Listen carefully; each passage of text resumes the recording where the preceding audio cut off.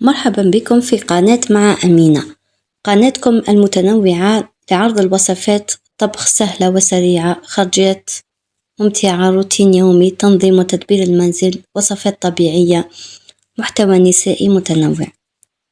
في هذا الفيديو جبت لكم بطاطا مشرملة بنكهة جزائرية تقليدية، وصفة لذيذة واقتصادية تنفع للغداء وتنفع للعشاء خفيف،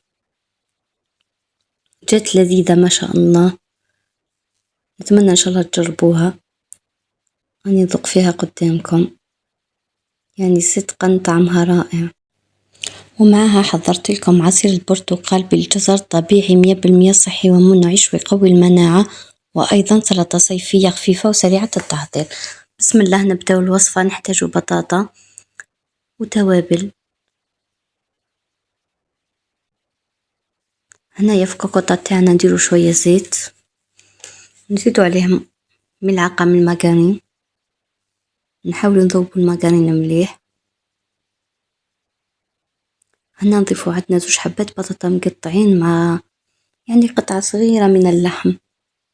دائما ننصح كل مرأة ولا كل مرأة في المطبخ تاعها دائما تحتفظ بكمية قليلة من الدجاج، من اللحم، من أي طبخة أخرى تحتاجها في وصفات سريعة كما هذه. هنا درنا 2 حبات بطاطا مقطعين مربعات مع كمية قليلة من هذا الدجاج، سكالوب تاع داند، كمية قليلة بسيطة. هنا نقليو البطاطا مليح حتى تتقلى، وهذه هي السر تاع البطاطا المشرملة تاعنا. نبقاو نحركوها باش ما تلصقناش.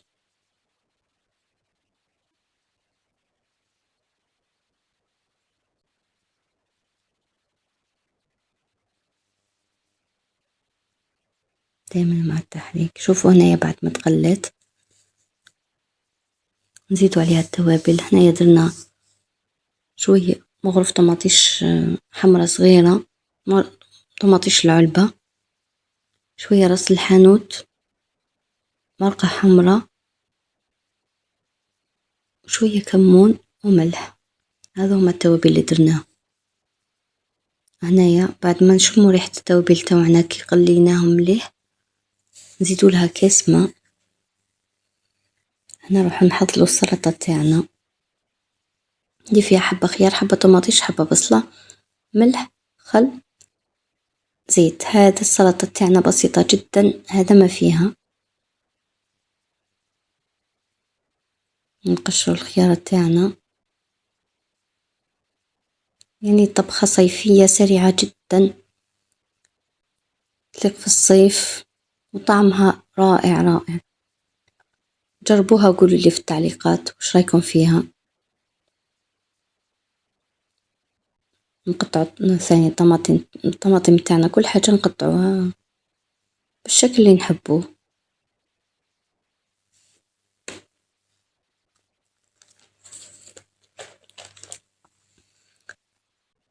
حبة البصل أيضا.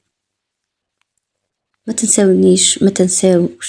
تنساونيش تدعموني باللايك وبتعليق، اشتراك في القناة مع تفعيل الجرس باش يوصلكم كل جديد.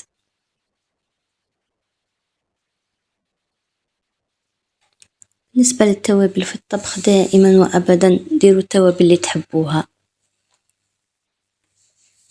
اللي ما يحبش تابل ما يزيدوش. وهذه السلطة رائعة رائعة، تجي رائعة مع أي وجبة درناها. البصل قطعته على شكل جوانح يعني، والخيار قسمت الحبة على 2 وقطعته ثاني على شكل أنصاف الدائرة، والطماطم نفس الشيء.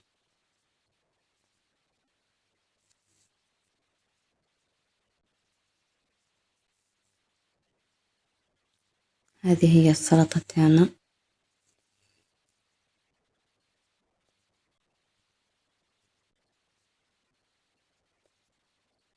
هنايا راح نحضروا يعني لاصوص تاع التتبيل،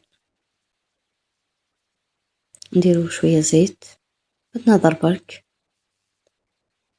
وشوية ملح،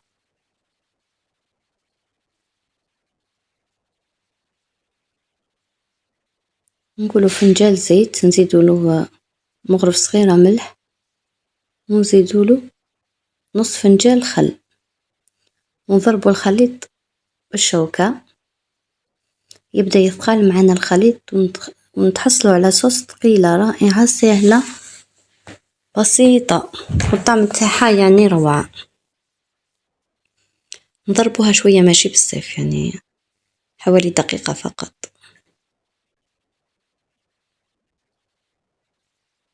نحسوها ثقالت في يدينا. هنايا راح نقربها لكم باش تشوفوها كيف ثقالت. شوفوا كيفاش تجي ثقيلة. اسهل سلطة، اسهل صوص سلطة نسقيو بها السلطة تاعنا.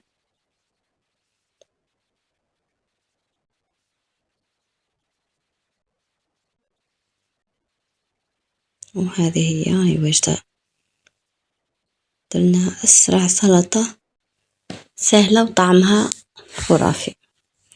نحضروا هنا عصير، عندنا جزر مقطع مربعات كونجلي، وهنا ثاني تشينا كونجلي. في الحقيقة هذو كانوا من بواقي تحضيرات رمضان، لقيتهم في الثلاجة، قلت نحطوا الجزر مع البرتقال.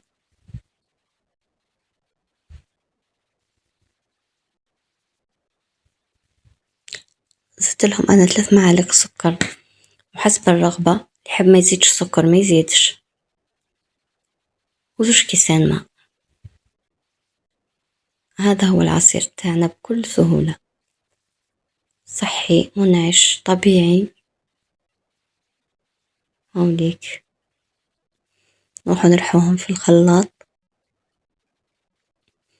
اللي يحب يصفيه يصفيه، مي أنا ما نحبش نصفيه.